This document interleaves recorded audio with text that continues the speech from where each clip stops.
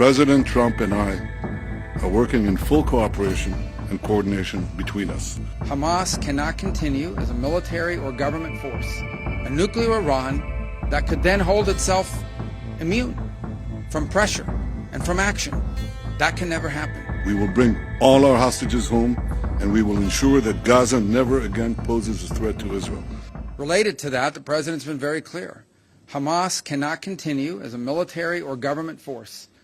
And frankly, as long as it stands as a force that can govern, or as a force that can administer, or as a force that can threaten by use of violence, peace becomes impossible.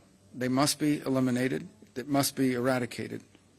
The president's also been very bold about his view of what the future for Gaza should be. Not the same tired ideas of the past, but something that's bold and something that frankly took courage and vision in order to outline. And it may have shocked and surprised many, but what cannot continue is the same cycle where we repeat over and over again and wind up in the exact same place.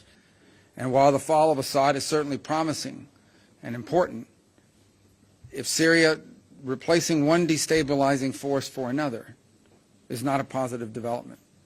And that is something that we will watch very carefully as we seek to craft our own strategy with regards to how to approach the events in Syria. In the case of Lebanon, our goals are aligned and the same. A strong Lebanese state that can take on and disarm Hezbollah. The common theme in all of these challenges is Iran. It is the single greatest source of instability in the region. Behind every terrorist group, behind every act of violence, behind every destabilizing activity, behind everything that threatens peace and stability for the millions of people who call this region home, is Iran. And by Iran,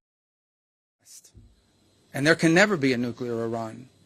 A nuclear Iran that could then hold itself immune from pressure and from action. That can never happen. The president's been clear about that as well. We will eliminate Hamas's military capability and its political rule in Gaza. We will bring all our hostages home, and we will ensure that Gaza never again poses a threat to Israel. President Trump and I are working in full cooperation and coordination between us.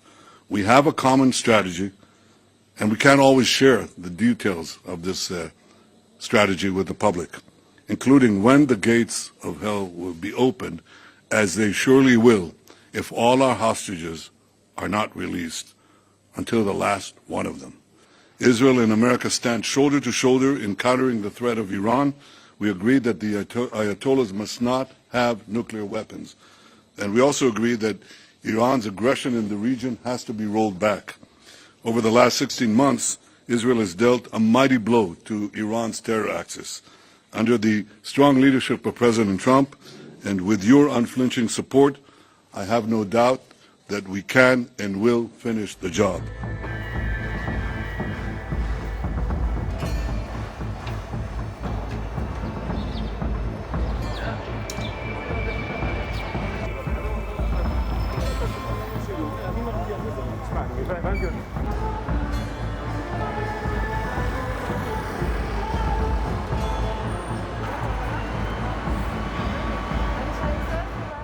Don't miss out. Log on to oneindia.com for more updates.